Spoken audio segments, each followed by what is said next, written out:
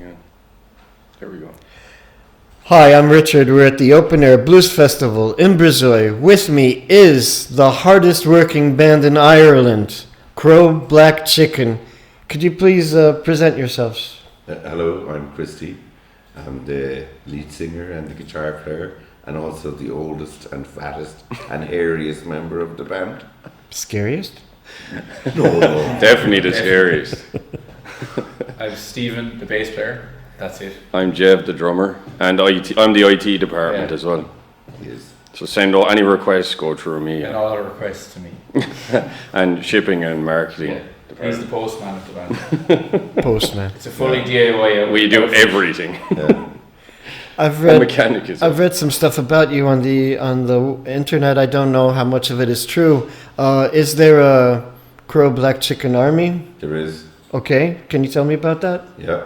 They're mostly Irish, but some are also in the UK and in Europe, and they have their own kind of fan page, and they get mobilised and they come to the shows and they wear all the stuff, all the Crow Black Chicken stuff, like you would if you're in an army. And there's a general, Mark. There is a general. Yeah.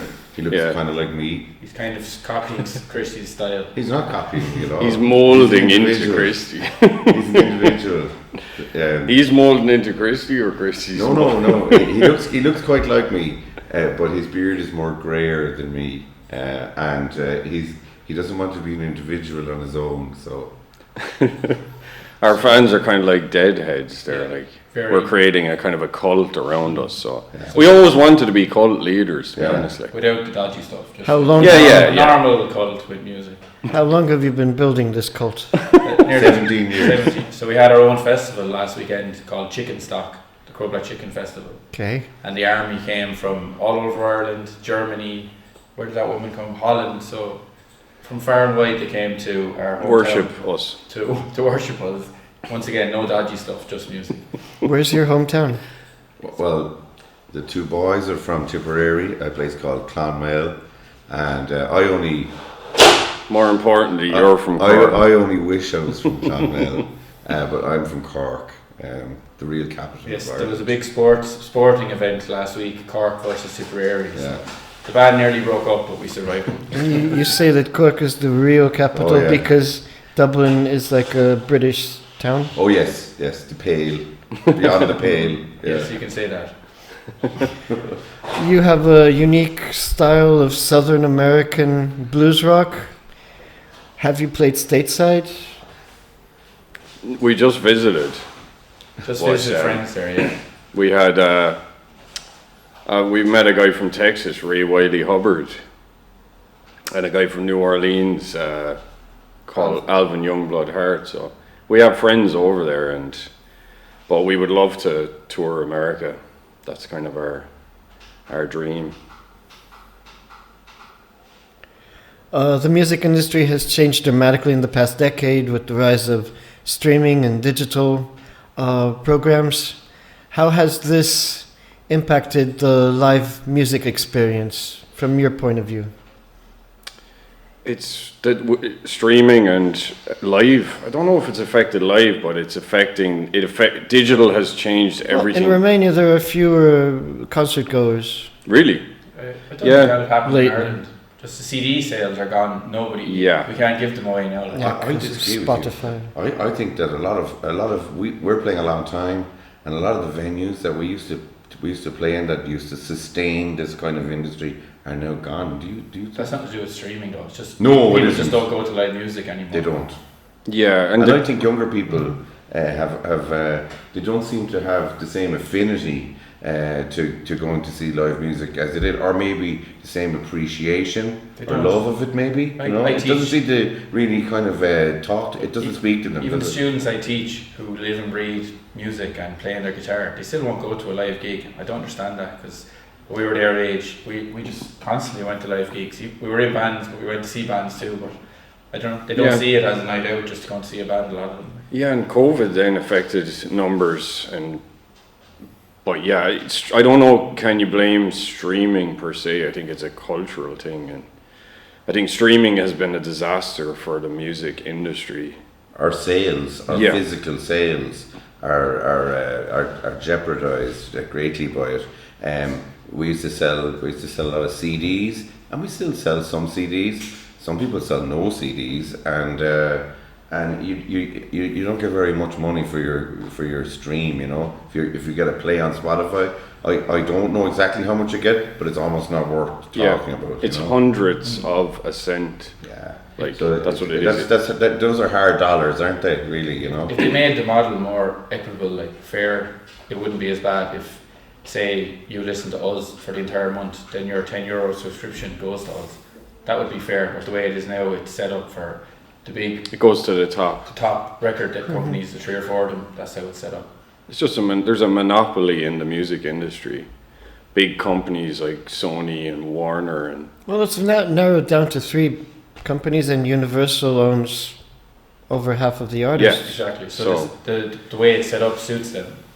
yeah, all the power is concentrated, all the radio power is concentrated. The whole media structure in the world is owned by a tiny handful of people, Yeah, right. and that doesn't serve the music creativity. That serves pushing the product that you want to push. It doesn't serve creativity or, you know. And there used to be like an AR guy from every record company going around to the clubs, looking at the new bands. And now all they do is just look at numbers Yeah, Exactly. on the web. yeah, It's very superficial. yeah. And they have no invested interest in like stopping AI music going on the streaming, because in a perfect world they would just do that themselves, and then they cut out all the middlemen and just Yeah. Sure, they found that on Spotify that there was all these jazz albums that were fake, and they were getting millions of streams. And I mean, it's just the actors now. There was the big strike in the US. The actors are trying to get ahead of what happened to the music industry. But the music, it's too late for the music industry unless something happens. It happened just in a blip. Technology was so fast the way it came around. So it should be done at an EU level, like make laws against these kind of AI music going on the streaming service and make them pay a fair and amount. make streaming pay money. YouTube has done that. Yeah, YouTube will refuse music that is generated by AI. yeah. Oh yeah, you can't And that's monetize. a good step. But Spotify hasn't done anything about No, he's just investing in weapons companies. it. You know. So how was the lockdown? How did it affect your musical activity?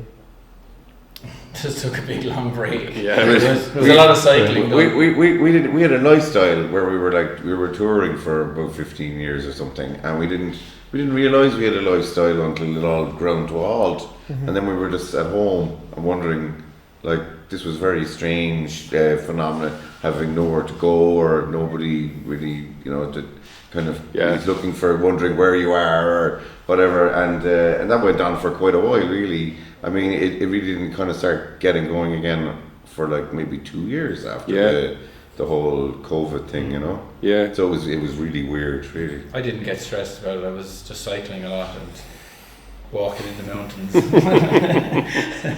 What were you not to say? Yeah, it was weird because we were in Spain when it all kicked off. We made the stupid decision of going to Spain sort of it was March March 2020. 2020, and so it was while we were there the lockdown happened. So it was St. Patrick's Day in Ireland, wasn't it? And basically we had a huge panic to get home, and then when we got home it was just The army kicked us out of our hotel. They closed every hotel in Spain. So when we got the last ferry home, it was kind of hilarious and scary at the same time. People were wondering, would we get stuck in Spain for a few years or something? But then we did a 2-year break, over 2-year break, until it was 2022 was when it started. In to which we did fall. absolutely nothing productive musically. But maybe we needed the break. And your latest release is called Ghost Dance. It is. What does Ghost Dance mean to you? Well,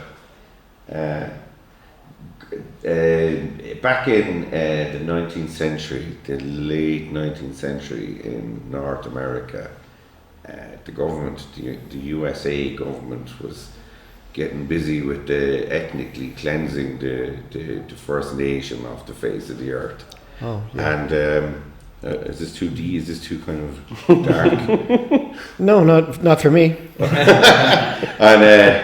and so they killed That's loads true. of them, and then they moved them all into the reservations. And of course, this has nothing to do now with Crow Black Chicken, really, but it's this thing I was interested in.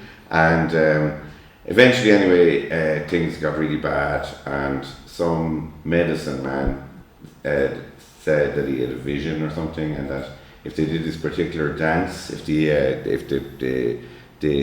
Indians did this particular dance, things would go back to the way they were before all these awful things happened. So the people took it up, and it was getting very popular amongst all the different tribes and so on and so forth. And then the government got worried about it, the American government got worried about it, and they banned it. And then they started like attacking people if they were doing the ghost dance.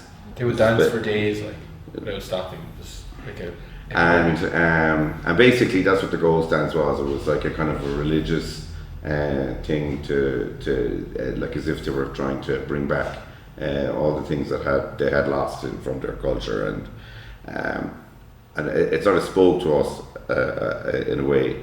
Of course, we're not Native Americans or anything like that, but we just thought it was a sort of a poignant thing, you know, in the light of the way things are. Well, the Irish have always had an affinity with the Native Americans. The Choctaws sent money during the famine and stuff like that. So. Well, I read about Middleton, that. actually. And you also have an intriguing name, Crow Black Chicken. Who came up with this name? Okay, What does it mean? Oh yeah, Crow Black Chicken. I heard the song Crow Black Chicken. I heard Roy Cooder. I'm a fan of Roy Cooder. Oh, okay. And Roy Cooder was doing it. But it's just a folk song. Mm-hmm. Yeah, I like it a lot. You know. It's actually a chicken who's crowing. Mm-hmm. You know, so it's not that it's three separate. It's a Okay. chicken crowing in the morning. Well, Jeff, it could A be. black you know. chicken. Yes. A black chicken. And yeah, Or- because a lot of people interpret it as they think it's like a food menu or something. Yeah, it's like well- something from a cheap Chinese menu or something. But actually, That's how I was pronouncing the name as well. yeah, but actually the song, if you listen to the song, it'll make sense. Like, But Richard, actually, it's up to you to interpret it. true, that is true. Then Whatever should I you want answer to. my own question? Or? The song is about Yes. it's about eating chicken pie. Really, that's what the song is about. Yeah. But that's the song. Yeah. But the name is it's up to whatever way you want to interpret it. Absolutely. It's not like we're certainly not ramming any reason or inferences down your throat. We did. We played Glastonbury, and you get a big book when you go into Glastonbury. You got a really big book of all the bands. Like there's probably hundreds and hundreds of bands, and the only mention we got in the book was the worst band name at Glastonbury, Crow Black Chicken. Well, no, we were in the top 5. Top or something. 5, sorry. I don't think we were number 1, but Well, that negative comment is good marketing. though. I absolutely. think so, yeah. There's no such thing as bad publicity.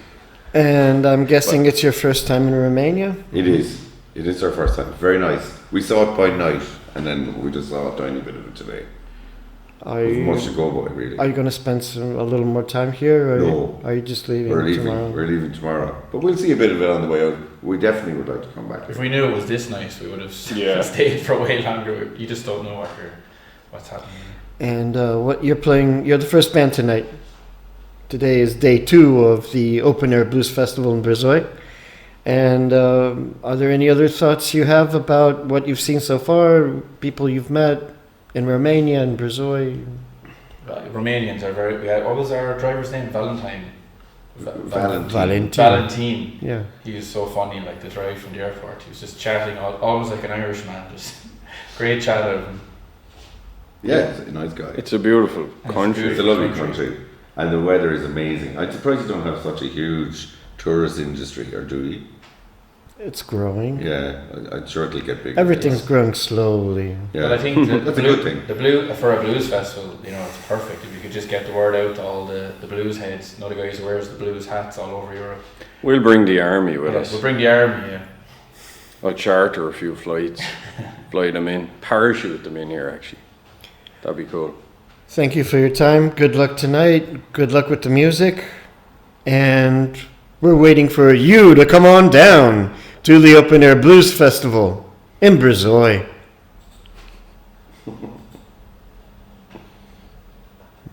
It's a great day for